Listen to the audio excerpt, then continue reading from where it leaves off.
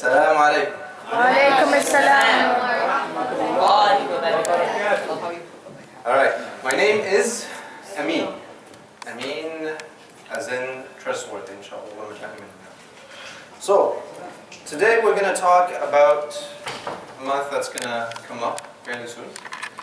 And we're going to focus on the fiqh of Siyam. And we're going to dig in really deep into the exact knows and how, the do's and don't do's, exactly how you're supposed to fast. Right? You guys don't know about fasting, right? Never heard of it. No? Okay. I'm just kidding, guys. I'm not going to do that. What I will do, though, is help us come up with a good plan. Alright? So, every Ramadan, right before Ramadan, we get excited. We all get excited. And we all have a good intention to make the best of that month. We all do. And we try really hard. And we spend day after day focusing and giving it our absolute best. And after the first week or so, we wane. It happens. There's ebbs and flows in Iman. It's natural, right? Our heart flips. It happens. And then right at the end of Ramadan, we ramp up again. We're like, no. I'm not going to let this Ramadan pass like the one before it. I'm going to do this. I'm going to make this one count. And then right at the very end of Ramadan, around the 27th, we're like, this is the day, guys. I know it doesn't say it anywhere, but my hunch. I got my money on this. I'm going to give it my best. I'm going to come, I'm going to focus. And that day, when I am in Tarawih, I'm going to really focus. I'm going to really give it my best. And then that day will pass and you'll get a little tired. You're like, alright, I'm just going to rest a bit. 28th, 29th is a day off. Right? And then at the very end, you're like, alright, this is the very last days, guys. All I can think of is Eid. I got to think of Eid. What am I going to do on Eid? What's my present? What am I going to chill with my friends? What am I going to do with my family? Eid is like everything I'm thinking about for a good moment of time there. And then Eid comes in, I enjoy myself, and I try to forget about everything I did in the month before. So, I'm not sure if this happens to you too, or is it just me, but this happens to be a cycle. This is a cycle. And I try. Year after year after year, I try. I really try. And so, today, inshallah, we're going to work together and try to figure out what kind of things we can do to stay in that focus. Alright? So, I'm going to start by asking you a couple of questions. Alright? So, I'm going to ask you. Yes. What goals do you have for yourself this Ramadan? Make sure to do good things, listen to my parents, listen to my elders, basically make my best of every day and try to make sure the day after it's better than the day before. Alright, so taking it step by step, do the basics, right? So be good to your parents, really try to be good. But if you were to say like, alright, this Ramadan, I'm gonna accomplish X, what would that be? Probably read the Quran. Read the Quran. So you want to read the Quran more, right? Because most likely we're not reading it as much as we should. Is that fair? Yeah. Okay, good call. You. Yes, you. No, pink shirt. That's you, pink and red, yes. To fast the whole month. To fast the whole month, very good. Okay, how old are you? 11. Allahu Akbar. That's very good. Okay. And what do you hope to get out of fasting? You're fasting, right? You want to fast the whole month? Yeah. Why?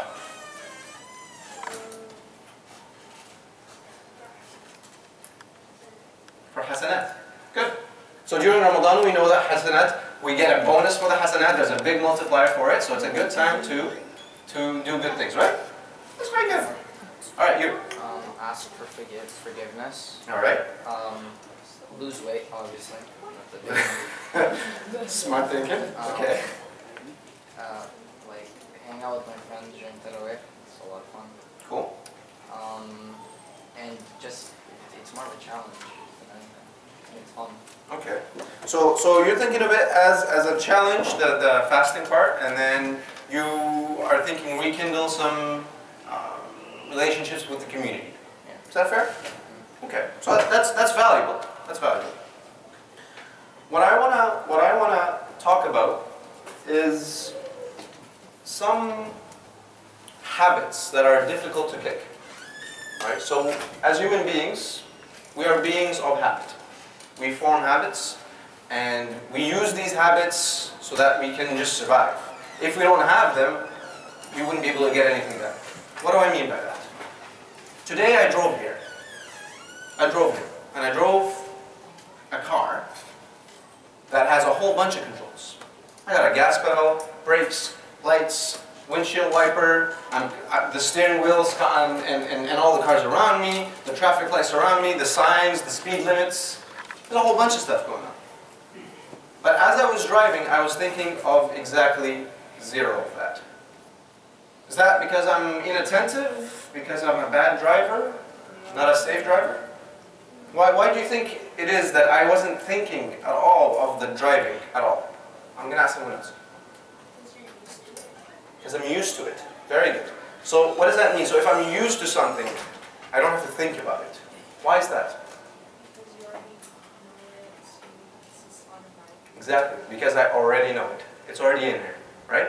There's no extra processing that my brain is doing. Correct? Makes sense, right? You wake up in the morning, you brush your teeth. Did you think, I should brush my teeth because it's good for my teeth? Is that the first thing you think in the morning, or you're just like... I think about... Right? It's like, you're not even thinking. Your brain is not even on. And you're just like... Right? It's just completely mindless. And so, that's the thing about habit. When we grow these habits... I brush my eyes. It's nice. So, when we grow these habits, what ends up happening is these things become part of us. They become part of who we are. The way I'm speaking right now, notice what I'm doing with my arms. Like I'm introspectively thinking about it right now, so it's kind of weird and awkward. But in reality, when I was speaking, I had no idea what I was doing. It's just what I do. This is it. This is what I do. I just like flail my arms, and I hope this means something to people. Right? It's kind of bizarre. And so we are beings of habit. We are beings of habit. Very good. Habits help us in the real world by cutting down on our mental capacity, our mental processing. So we don't have the same cognitive load. I'm not thinking about the 50 million things that are happening around me. When I'm looking at someone, I'm not like processing. I'm like, oh, his eyebrow is up by like 2 nanometers. That means he's upset. Like I don't need to do that. I just know when someone's upset. Just visually, I have that because it's part of who I am, right? And human beings are very good at that. We're very, very good at building these habits. We're very good at it, right? You'll smell something like, that smells bad. I know not to eat that. And the minute you smell it, your stomach turns. I'm like, I don't know. And that's a very interesting thing that human beings have. But they're used for good, sure, but sometimes we can abuse them, and not intentionally. Not intentionally. Take something like racism or sexism. Right? You could call it a natural human evolution of habit forming. When I look at a certain crowd in a certain light, time and time and time and time again. Every time I see them in that light. Every time I see a hijabi, I'm like, terrorist. Every time I look at someone, I'm like, this guy is a thief. This guy is a crook. Every time I see that, right? And I make that decision, it becomes a habit. And sometimes they're useful, these things, right? You see some people and you recognize they're dangerous. You don't know why they're dangerous. If you were asked, why did you think these people were dangerous? Why is it that when you walk down that street, you put your hands in your pocket and you like kind of kept to yourself and just walk without like, bringing any attention to yourself? Why? It's because over time, you have come to learn, internally, you don't know it. If you were asked, you wouldn't know. But subconsciously, you know. Subconsciously, you have built a pattern, you have built a habit. All right? You have built a decision, a prejudice, if you will. It could be good or bad, it doesn't matter whether it's good or bad. It could be that every time you saw something red that looked like fire, like looked hot, you knew not to touch that thing because, you'd get hurt. So in that scenario, it's good. But in prejudice, maybe it's not so good. The same way we have these prejudices, we have our own habits. Some people have difficulty telling the truth. Some people will lie about the smallest thing, the smallest, most insignificant thing. And they will hate it in themselves. They will hate that they lie. And when they're asked a simple, small question, they will exaggerate everything. Hey, yo, did you ever play soccer? Yeah, I did in high school. I was like the best guy, and like I scored like 20 goals, and I did this and that. Just exaggerate, right? Lying is easy. Lying is easy. And if we lie enough, it can become a habit. It can become a part of us. It could define us, actually. And a lot of us deal with a lot of tiny issues like that. You had a question? Oh, I was just gonna ask if it's like Exaggeration? Yeah, A is lot. it considered haram? We can get into that in a bit. We can get into that in a bit. What about addictions? Would this been like the category of bad habits? Or would that just be It could be. But well, that's I would classify that as a separate topic. But let's get back to what I was saying. So, if I develop the habit of lying, right? If I develop the habit of lying, where I exaggerate every little thing, I lie when I don't need to, right? And anytime there's a little bit of discomfort, even just the slightest bit of discomfort, I lie. Right? Because I don't want to be the guy who is known to have wet his bed, or failed a class, or did something wrong, or whatever it may be. Any slight discomfort, anything that makes me feel like less than someone else, I lie to boost myself. Right? We even call it boosting. Right? So anytime I lie, it becomes an extra part in that habit. Just an added layer to that habit. Until it gets to the point where even if I wanted to stop lying, it would be difficult. It would be very, very, very difficult because it becomes a part of who you are.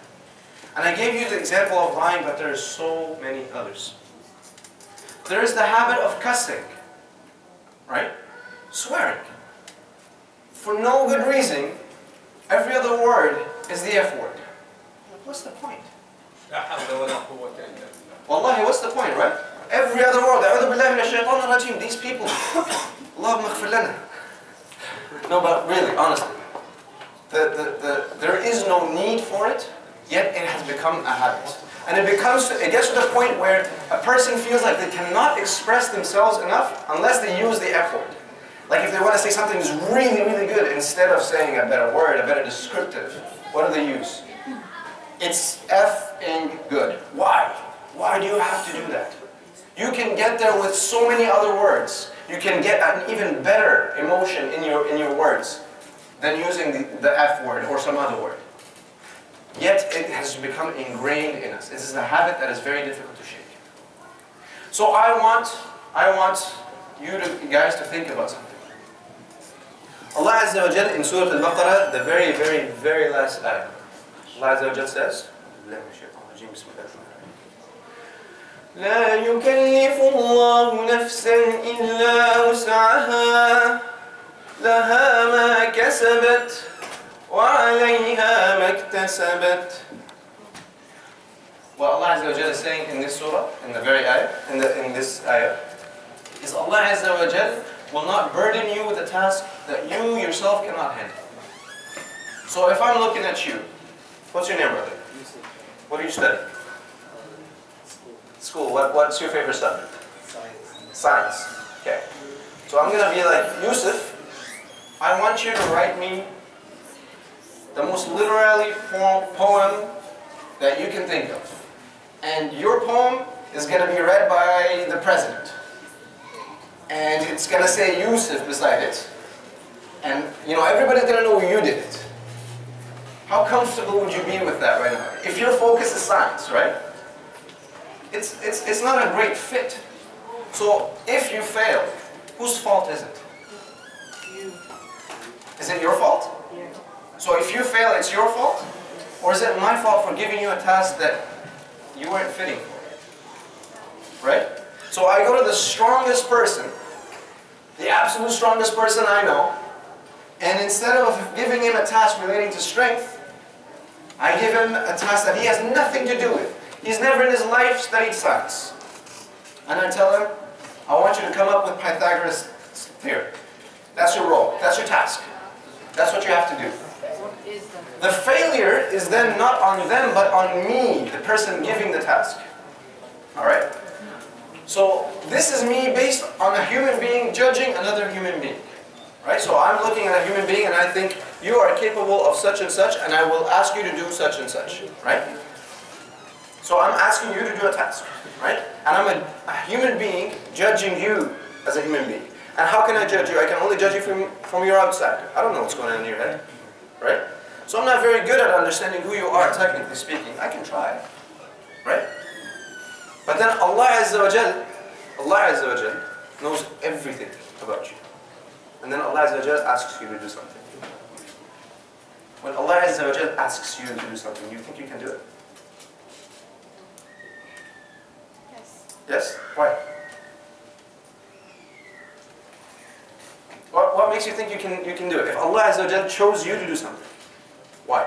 Why do you believe you can do it? You're not wrong. I just want to know why you think that. It depends on what it is and if you're good at it or not. Sure, it depends on what it is and whether or not you're good at it, right? But Allah Azza wa Jal knows everything there is to know about you.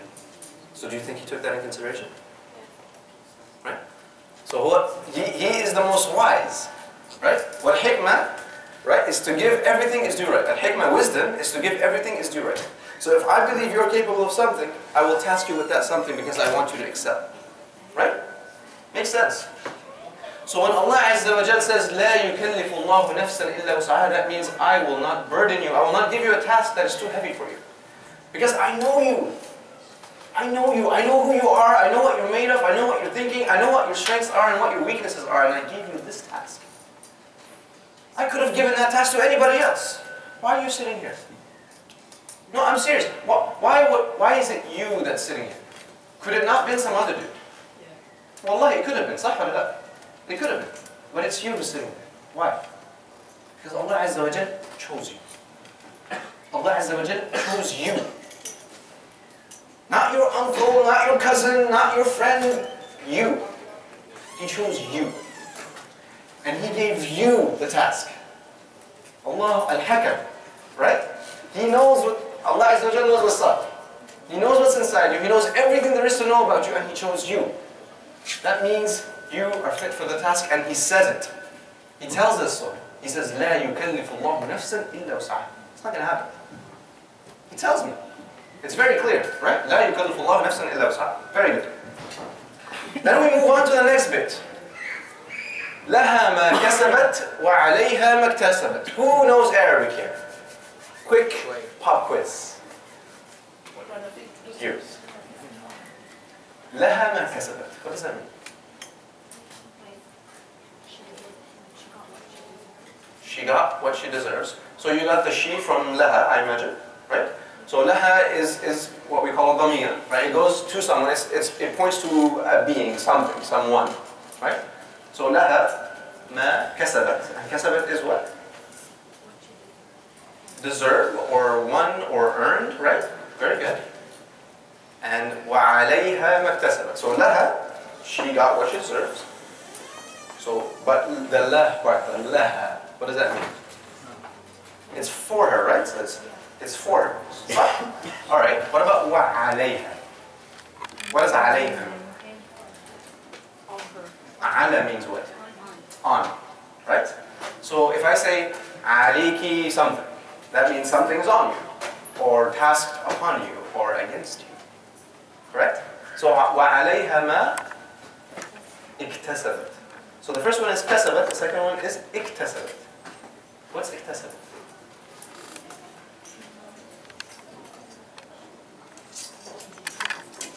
She still earned it, but it's a different sense. Who wants to guess? I'm guessing that so she gets what she deserves for the good and she gets what she deserves for the bad. I'm just taking a guess. You're good, but you still haven't explained kasabat wa iktasabat. What's the difference? Who can guess? Someone from the boys. Tfadal. Kasabat is like more positive. Kasabat is more positive. Kasabat is like a task, like something heavy. You know. Allahu Akbar. So see, like you're getting very close. So iktasabat, let me help. So iktasabat, like you said, is heavier. It's difficult. It's more difficult. So they're both, you were right, earned. They both mean I earned it. I actually worked for this thing and I got it. Right? So لها ما كسبت, and the ha here for both the لها وعليها, both has are النفس. Right? We're talking about لا يكلف الله what? نفسا. نفسا. Right? لا يكلف الله نفسا إلا وسعها لها ما كسبت وعليها ما اكتسبت. Right? So it's all talking about the nafs. What is it talking about? Nafs. So the first one, so let's summarize again. لها ما اكتسبت means for it, as in it's a point for it, towards it. Right? For it is what it earned. ما كسبت. وعليها, and against it, it counts against us, also what we earned, but with more difficulty. So from this ayah, we can understand that doing good is easy. Kasabat is easy. Waktasabat is hard. So for me is what I've earned in good, and against me is what I've earned in difficulty. And so what Allah Azza wa Jalla might be trying to communicate with us is that sin is actually more difficult. Sin is actually more difficult. Does that make sense? No. Sin is more difficult?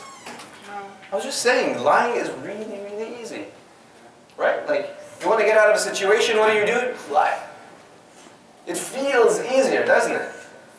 But we all know that while it might be easier in that particular second, the difficulty of maintaining that lie is way harder.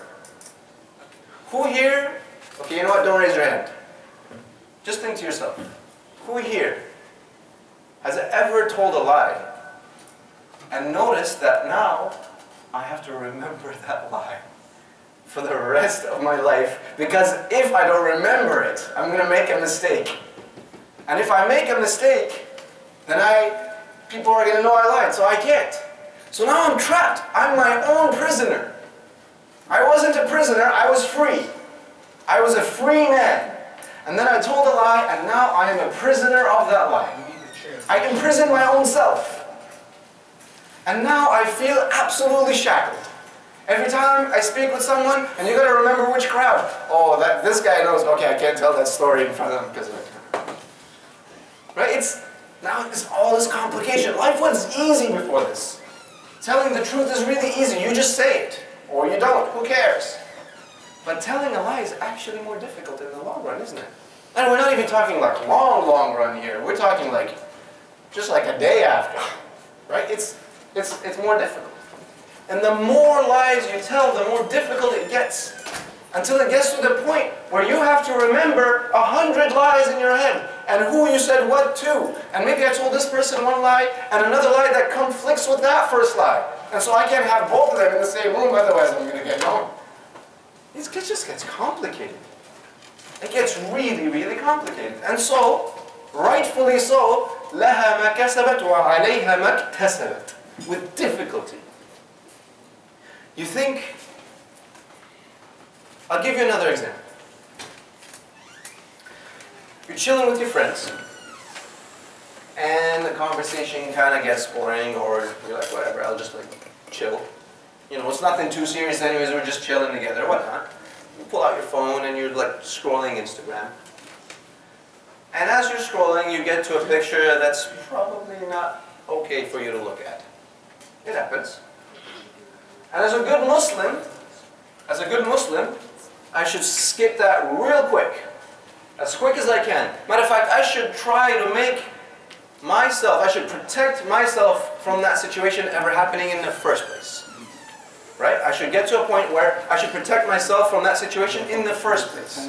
So if I have an app that has some sort of like filter where it can filter out that stuff, I should enable that. Right? And so you're chilling with your friends and you're scrolling and a picture comes up and shaitan tricks you.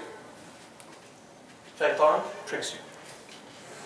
And he goes, man, just sneak a look, man. Just take a quick look. It's fine. Ain't nobody seeing you. And what do? You grab that phone, all sneaky like, and you're like, and it's bizarre, right? There's a lot of difficulty you're doing, and you're like, your eyes are everywhere. You're like, who's looking at me? Okay, I'm in an angle, I'm alright. and you're back. But in that moment, there was so much difficulty. Why? Because sin is actually more difficult. We think it's not, but it is. Sin is actually more difficult than good deeds. It would be so easy just to skip it. It would be so easy. No one would question it. Even if you're with a crowd that's not really the greatest, in your heart, you wouldn't feel right about it. You wouldn't feel right about it.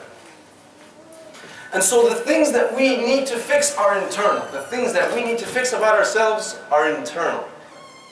They're not like, I gotta, I don't know, pray more, or I gotta read more Quran, or like, these things are important. They're very, very, very important. But the behavioral things about ourselves, these are the most difficult things to fix. It's not too difficult to fast. It's not too difficult to fast. Who here faces like enormous difficulty when they're fasting? Like they're like, I don't know if I can do this, man. Like, it's a small minority. That's fine. Don't feel ashamed. It's fine. But it's a small minority. It's a physical act, and you can overcome that act. Sure. And you get thirsty. Sometimes, most days, most everybody doesn't really get hungry. They just get thirsty, right? The first couple of days are the most difficult. And the first couple of days indeed are the most difficult. That's exactly right. Especially because our body is not used to fasting. Why? Because we don't fast the nawafil like the Rasul, for example, did. The Rasul used to fast every Monday and Thursday, right? And so do you think it's difficult for him in Ramadan? It's a breeze. He doesn't even feel it. It's not. Right? And so this is the thing. The things that are more difficult to fix are actually internal things. Things that don't have to do with the ritualistic things that we worry about. The qiyam layl, the tahajjud, the reading the Quran, the memorization of the Quran. These are all very important things, but they're rituals. The difficult things are behavioral things. The difficult things to fix are the behavioral things. And like I said, about that Instagram situation, the shaitan tricks us. The shaitan tricks us. But Allah Azza wa Jal describes kaidu shaitan, aka what the shaitan does to us, as weak. Allah Azza wa Jal describes shaitan's attempts are actually pretty weak. And proof of that is that when Ramadan comes, we're all in a good mentality, right? Are we not? When you're fasting, you're at a higher level of thinking. It's scientifically proven, by the way, that when we reduce our food intake, we are sharper. We think faster. Our reflexes are faster. Our comprehension is higher. There is so much benefit, just physical, scientific benefit from fasting, let alone the spiritual. And so when we fast, we are at a higher state. We are more aware of what we are doing. We are not glancing as much as we might usually do. We are not lying like we usually do. Right? These things get better when we're fasting. Who can tell me what might help in that? What do you think makes it so that it's easier to spot when maybe you saw something you shouldn't have and you go, it's not fasting? Versus maybe when you're not fasting and you didn't even pay attention. It's become so much of a habit, you didn't even pay attention that you saw something. The fact that there's no shaitan in Ramadan. That's a huge thing. Very good. Because pain of the hunger reminds you of the spiritual. Absolutely. Every time you get that pang in your stomach, you remember, why am I doing this? Right, I'm doing this because I'm trying to be a better person. Now. Oh my goodness, you focus, like when you're fasting, you focus less. So, like, normally when you're really focused, you see, like, everything. But then, like, to you, the sins are, like, the bigger things are like, oh, look here. Right. They stand out, right? Yeah. The other thing... You feel discipline. Discipline, absolutely. And so that pang in your stomach reminds you of why it is that you're doing what it is that you're doing. It reminds you why you're fasting in the first place. You feel disciplined because it's not just you who's working. It's not just you who's fasting, and I mean truly fasting. I don't mean just like not eating, not drinking water. I mean fasting with your whole senses, everything, right? My tongue is fasting, my eyes are fasting, my hands are fasting, everything about me is fasting, right? Am I doing this alone? I'm not alone, am I? So during Ramadan, it's the trifecta of good. Shaitan is not here. I have a constant physical reminder that I should be fasting, my stomach. Constant, right? And if that's not enough, I got the entire community around me supporting me. We're all in this together. We remind one another. If I see a friend who's fasting, who's doing something they shouldn't be, I feel a lot more courageous usually. They're like, yo, come on, man, it's Ramadan. It's an easy thing to say, isn't it? It's like, yo, man, it's Ramadan, man. Quit that smoking. It's easy. It's easy. It's easy to get over these things, right? And so, I would like us to think about a couple of things that we don't like about ourselves that are not ritualistic. That are not about, oh, I need to read more Quran. Oh, I need to understand more Arabic. No, no, no. I want us to focus on something that affects who we are as human beings.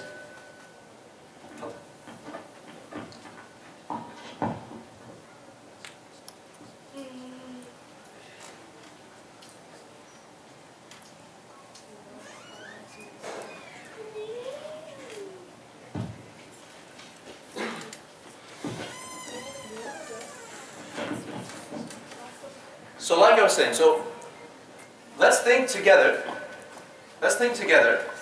of a bad habit that we have that we'd like to fix. We agree that Ramadan is the best time to fix habits. Correct? True? Yep. Makes sense? Shaitan's not here. I got a constant reminder and I got my friends supporting me. Nothing better. And I got Eid to look out for, so that's your word. Right? Not to mention that everything that I do in Ramadan is absolutely multiplied. Even my effort, even if it fails, the effort itself is multiplied in reward. Just the effort. Right? Just even thinking about trying to fix a habit, you get hasanat for that. It's like hasanat on discount. Right? It's this way, on that way. Some people say it's halal, some people say haram. And both are valid. They're talking about this music nowadays. Precisely. And that's the other thing too, right? And so if we are going to take, let's say, the loosest definition of music, right? The opinion is the loosest one, right? The opinion of that opinion is halaluhu halal wa haramuhu haram. What is halal of that music is halal, and what is haram of that music is haram. It's a paradox. What does that mean? I'm not saying in terms of this halal haram, but like in Ramadan especially, like instead of distracting myself away from music, I can do it. Sure, of course. The priorities, right? Priorities. So there are things that are more important than other things, like reading Quran or listening to Quran is probably better than listening to music. Sure. How can we change the habit of listening to music? Hello. So, if that is the case, every time you want to listen to music, you'll get an itch. Like anybody who tries to quit smoking. Who here knows someone who has tried to quit smoking? How many times did that person try to quit smoking and fail? How many times? Just yell out numbers. A lot, many. Like 3, 4, 5? 15, 20, 30. Big numbers, right? It's difficult to quit smoking. It's difficult to quit smoking because not only is it a habit, it's a chemical habit as well. So we might get into that some other day. Same thing with music, by the way. Music lights up portions of the brain, and if you don't have it, you kind of get that itch. And you want to get it from some other thing. And if you learn about habits, I love to read books. And there's this awesome book about habits, right? And what the author is saying, his name is Charles Duhigg, by the way, you can look it up. What the author was saying is, removing a habit is one of the most difficult things a human being can do. It's incredibly difficult. It's incredibly difficult. Whether it's a good habit or a bad habit, right? It's just really, really hard. How can we break that habit? He says you have to do a couple of things. Number one, whatever habit that you were doing, that has a trigger. Right? So all of a sudden you feel like I'm going to run, I'm going to go to the gym, I need to listen to some music. I'm going to study, I need to listen to some music. I'm going to do so. There's always triggers. Right? I'm going to get in the car, I need to put on some music. There's always triggers. And so what the author was saying is if you want to replace these habits, if you want to stop these habits rather, the best thing you can do is actually replace the habit. Not stop it, but change it. Turn the habit into something else. So what he's saying is, take the trigger, And instead of doing the thing that you're used to, replace it with something else. So, every time I want to listen to music, I put on some Quran. I put on some anashid. I put on something that's useful. Maybe I wean myself. Maybe I listen to a lot of music with words and whatnot. I wean myself off and I go from music with words to just music. And then from music I can phase myself into other things. You need to replace the habit. And so that is the best thing to get over a habit. Alright? Let's get another example. What other habits do we want to get over during this Ramadan? Or habits that you see in someone that you would like them to change as well? Any suggestions? No. Like saying what I think, or being very opinionated. Being very opinionated. In Islam we have the thing about jidal. And jidal is an interesting word. I love to argue. Funny enough, the thing that you're talking about is something that I'm dealing with. And so, I love to argue. I read a lot, I'm fairly analytical, and so I often am trying to see what other people are thinking, but perhaps the way I'm going about it isn't the best way, right? And so there's two ways to conversate. There's two ways to conversate. We can share ideas in a nice way, and I can tell you what my thoughts are, and when it's your turn to speak, I be quiet and I listen to your part, and I'm like, oh, that's cool, I didn't think about it that way. I still don't agree with you, but it's fine, I see a new point. Or maybe I do agree with you, and you won me over. Great. But there's another thing in Islam called jidal, right? And jidal is what? Is when you're arguing your point. Doesn't matter if the other person is right or wrong, you just want to argue your point and you want to be right. You want to be right. Even if you're not right, it doesn't matter. You just want to win. You want to win the argument. And so it's this back and forth and back and forth and back and forth. And in reality, oftentimes, if you ever look at the history of yourself or others, you'll notice that nobody ever wins. You never convince the other person and they never convince you, no matter how many arguments you have about however many subjects. And it's not always the same person, it could be however many people. It's just that every time you get in that mentality, nobody wins. And it becomes a waste of time. And maybe even you might lose a little bit of friendship. It's not a good thing. It's not a good thing. Nothing good comes out of it. And so when does that come out of? If you really dig deep into that, you might notice that part of it is pride. And I'll admit, yeah, I have some pride. I have some pride issues, of course. I'm human, right? And so maybe I gotta watch that. And that becomes a source of pride, where instead of trying to learn more, instead I want to propagate my pride. And I want to show up as the guy who knows everything when I don't, obviously, right? And so this is an internal issue. Now I want you to imagine during Ramadan you're doing this. Like in Ramadan, you see someone and you're like, it could even be for a good cause. Hey sister, don't wear this, it's probably not good, da, da, da, da, and you just go real deep, right? And you're not going to convince them, and they're not going to convince you. And maybe the best thing you could have done is just given that piece of advice and not engage in an argument, right?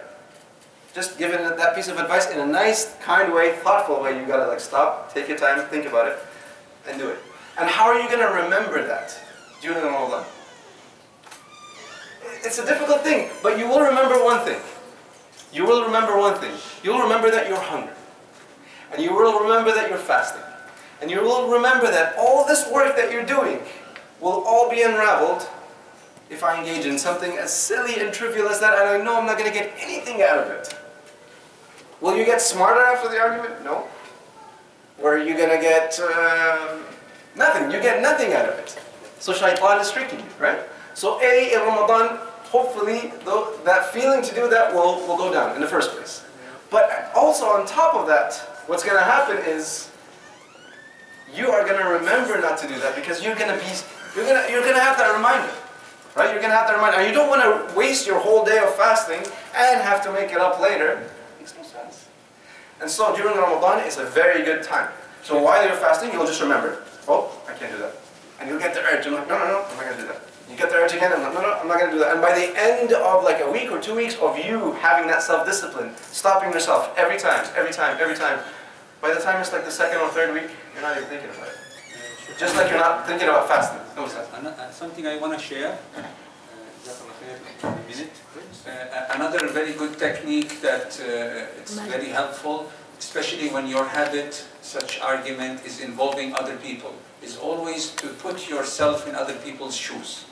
Like if you are the person who's listening to someone who's too pushy, strongly trying to convince you, and you are getting bored and you just want to end this up and you kind of don't know what to do about it. If you're somebody is mutakabbir, like he's showing off on you, how would you feel? So for you to change a habit, sometimes it's important to think what's the effect of this habit on others. If somebody said, okay, my room is not clean and I don't have the habit to repair it, and my mom always tells me that I'm not tidy or neat or like this, just put yourself in her place and look from her point of view. That will help you know the effect of your habits on others. And if you really think you're a fair person, you will surely decide, especially in Ramadan, I need to change that habit because whether knowing it or not, I'm hurting others, I'm affecting others negatively. Others look at me in this way which I don't like. Absolutely. That's exactly right. And so what we noticed is during Ramadan, we can stop listening to as much music as, maybe we shouldn't be listening to more music than Quran at the very least, right? At the very least, Quran should win. I should be able to stop arguing, right? And I have some of these issues, don't you? Don't think for a second that you're the only one suffering from these. We're human beings, we have all sorts of issues all the time. And so it's this constant struggle, right? And so the whole thing is taking one step at a time. If after Ramadan, if after those 30 days, you fixed one thing about yourself, just one, that Ramadan was worth it. If you did that one thing, Ramadan was worth it. What is one of the ways that we know that Allah Azza wa Jal accepted our action? Who knows? What is a sign that Allah Azza wa Jal accepted a good deed that you did? You feel happier? Sure, you can feel happier about yourself, but you can feel happy about a lot of stuff, so maybe that's not a good measure. Keep doing it. Allahu Akbar. When you do something good, let's say you give charity. That's an easy one to think about, right? I give charity. When I give charity one day, and I notice that the second day I also want to give charity again, and I do, that's a sign that the first donation that I did was accepted by Allah Azza wa Jalla. That is a sign. If after Salah I pray Sunnah, and then the next Salah I pray Sunnah again, that's a good sign that my first Salah, my first Sunnah was accepted. That's a good sign. Anytime you see repetition in good, it's a good sign that the action before it was accepted. And Allah Azza wa Jalla will accept the act. Maybe it might not have been perfect, but it's a good sign that it was accepted. And so if after Ramadan, I have one thing that I fixed about myself, that is a good sign. That is a good sign. Because that means that Allah Azza wa Jalla likely accepted my task. Accepted this change that I have done. Because I've carried it over through. No. What about people that do bad things day after day? They're like, oh, I'm going to steal some money from my mom, and then they keep doing it. Oh, what would that be considered? A bad habit as well? Of course, but Allah Azza wa Jalla, just like He blesses good deeds, He also blesses bad deeds. That's an interesting concept, isn't it? Why would Allah Azza wa Jalla, the most good, bless something that is bad? So what we know of Allah Azza wa Jalla is that Allah Azza wa Jalla will try with someone time and time and time and time again. But when they have made that decision, khalas, right? Like the uncle of the Prophet ﷺ, he made that decision, khalas. Once he made that decision, that's it, he's doomed.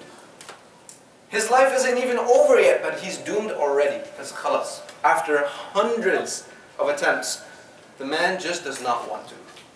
And so Allah Azza wa Jalla will bless you in your evil doing, so that when it is time to meet Allah Azza wa Jalla, you meet Him with an even bigger negative balance. So it's a scary thing actually. It's a scary thing. Sheikh, maybe we want someone to share Absolutely. With us what they have, how did they win over a bad habit they did, or someone they know. Absolutely. It's a positive thing to share. Have you heard, Sheikh? So what he's saying is, what habit did you see someone turn from bad to good? Either you yourself or a friend of yours. Who can give me a good example? Well, first I can give an example, but I also have a question. Okay. So which one do you want first, the example or a question? Give me a question. Okay, so basically my question was that sometimes in Ramadan, like this used to happen to me last Ramadan and the Ramadan before that, I would be fasting and I would kind of like for a minute forget that I was fasting, so I would either eat something or drink water or something, and then right after it I would remember that I was fasting. Would that be considered that I broke my fast or what? I don't believe so, but that's the fiqh of fasting, and I'm not an expert here. So we can ask someone else after, but I don't believe so.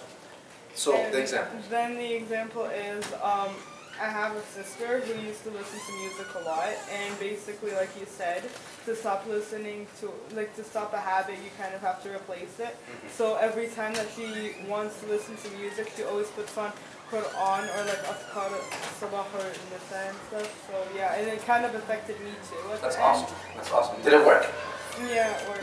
Did she regress? Yeah. No, regress means go back. No. Right? So it worked, right? So that means, so when you don't see regression, that means the habit stuck. So she was able to actually replace the habit. share this because they haven't heard it? Yes. So she was saying that her sister used to listen to a lot of music, and every time she felt like listening to music, she would switch on the Quran. Instead of listening to music, she would put on the Quran. And what ended up happening is, after a while, that became her default, and it's actually positively affected our sister here. Jazakallah khair. Who else has other examples? Examples? You have an example? So my friend from like grade 6 started swearing like at grade 8, but he stopped a month ago. It's awesome. That's brilliant. That's very good. So his friend used to swear a lot, and a month ago stopped swearing. How did he stop swearing? Well, he replaced it with similar words. So, I'll tell you something about myself. When I was in high school, I came to Canada when I was 14 years old. Alright? And my image of Canada and the United States was exactly what I saw in the TV. I didn't know anything else. And so in the TV, every other word is a cuss word. And so when I came here, I thought that's how you're supposed to speak. Right? And so I came here and I assimilated very well with the, African-Canadian community, if you will. And, talk like them, dress like them. That was it. Like, I didn't know. I thought that's what you do. And quickly I realized that some of the words that I said were actually hurtful. Sometimes it was about certain communities. I talk about someone, I would want to describe someone as cheap, so I would say a certain ethnic group, which isn't right. It's really not right. And so after a while, I had a good friend. And I noticed that every time he had those same emotions, he would use some bizarre word. What does that mean? He's like, I just don't want to say the other word. I'm like, why? Just say it. And I freely said it. I had no problem with it. And what I quickly learned is that in Islam, a good Muslim is supposed to have a clean tongue. How is it supposed to be that this same tongue that goes, Ya Allah, and asks Allah Azza wa Jal for all sorts of things, the same tongue that I would love to speak with Allah with, the same tongue that I would love to speak with the Prophet ﷺ with, is the same tongue that curses. They don't go in hand. It doesn't make sense. They just don't go hand in hand. And so I was able to curb the habit by every time, just like you mentioned, just like your friend is doing, the minute I got the urge to say it, and it was because I felt like I couldn't put that exclamation point on a sentence unless I used a particular word, right? And so quickly, I was able to switch the words. Every time I wanted to say something, I would say fudge, right? Silly words, I know they're silly, but they work. And after a while, because of how silly the words were, I just stopped saying them altogether. And I was able to expand my vocabulary to a little bit more than fudge and ash, right? So, my point is, it works. My point is, it works. And there is no better time to fix a habit than Ramadan. Who else can give me an example? He just ignored you. Okay, so I have a friend, I won't name his age. Sure. But before he came to Canada, like a year ago, he got addicted to smoking. And then recently he started vaping. And I won't say why he only started recently. I won't mention age. And he's using it as a swap. But now we're researching if vape is halal or haram, so I'm not 100% sure. But I'm not going to tell him because I don't want to get into his personal business. Cool. So we have someone who used to smoke, cigarettes, and to wean himself off is going into vaping, right? We can talk about the health and about that stuff, but I could at least tell you it's a step down. It's a step in the right direction, at the very, very least, right? And during Ramadan, I will tell you from my own personal experience from the people around me, that the people who I was able to remind constantly were actually able to quit smoking. Because you have to spend an entire month not smoking at the same interval that you're used to.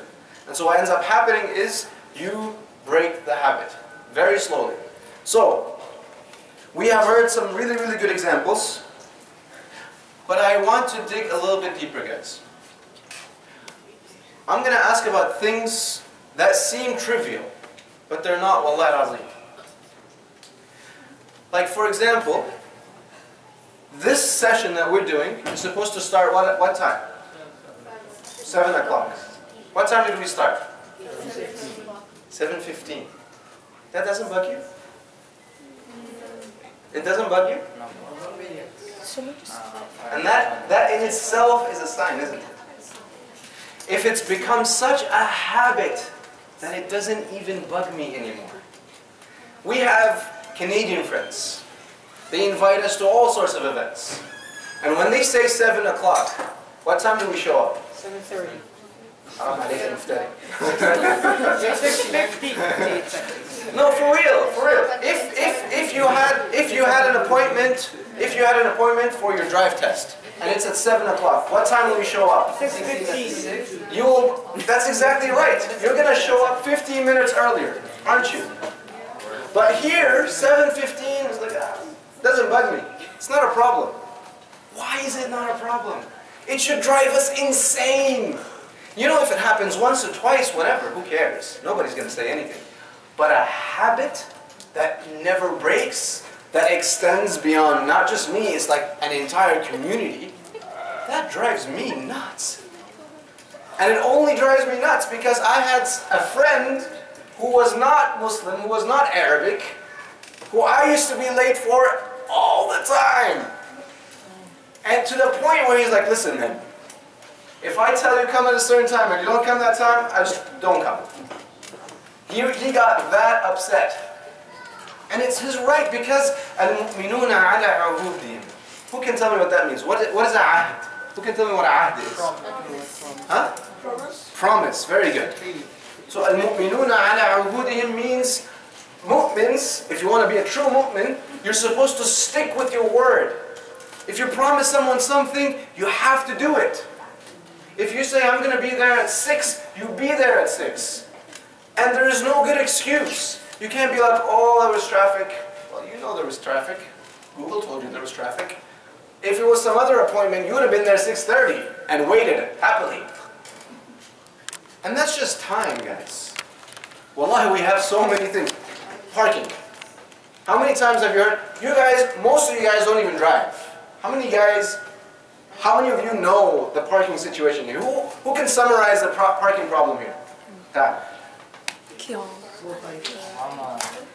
Bismillah. What is our parking problem here? And I don't mean a dog, by the way. Huh? So basically, there's no parking spots available. The only ones available are like disabled ones. Right. And we can't park in them because we're not disabled. So we have to leave it for people who have like wheelchairs to make it easier for them. Very good. But what do we do instead? We park in the middle of the road. يا ريت in the middle of the road. If we could, we would park on other cars. Jazakallah khair. And that is because of a lack of discipline, guys. Sheikh, you can wrap up in 1 minute. Khalas. So that is because of a lack of discipline, guys. So what ends up happening is we go for the easy thing. Guys, just pay attention for one last second, right? That is because we have a lack of discipline, right? We can do the hard thing and park across the street and walk, and that is annoying. That's annoying, because now I gotta walk for 15 minutes here and 15 minutes back. It's not even 15 minutes, but let's be honest. Right? Yo, lack of discipline. And all I'm saying, guys, is we need to look inwards. I'm serious. Like, inta دلوقتي, you're gonna have Ramadan in front of you. There is no better practice experience for you. You're going to focus every day. You're going to fast every day. You're going to pray on time every day. I know you will. And you're not just going to pray your regular 5. You know? Sometimes you'll miss a prayer here, you'll forget about it. In Ramadan you won't. And in Ramadan, when it's Taraweeh, you'll pray. And it's not just like 2, 4, 6 extra prayers. It's a whole lot more. And you'll do it. So that means you have the capacity to do it. You just have to focus. You just have to focus, and you have to take it seriously enough. So if I take it seriously that al-mu'minun ala awudim, and I promise someone something and I do it, then I will do it. I just have to hold myself accountable. Otherwise I will never grow. So the best time to focus on practicing these things is Ramadan, guys. Let's really, really take this Ramadan and pick something. Pick any one thing that we want to change about ourselves, and that is what we come up with for Ramadan. And the way we know we got this thing is after Ramadan we continue doing it. So let's hold each other accountable. So I'm going to say one last thing. Grab a friend, guys. Grab one buddy, just one. And tell them what your goal is. No, you got plenty, I've seen.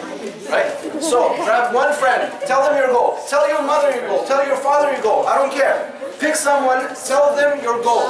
And let them tell you their goal. And make sure that you are doing it during Ramadan and after Ramadan. And after Ramadan. So on the 3rd day of Eid, make sure that your buddy is actually doing the action that they were supposed to do. Jazakumullah khair.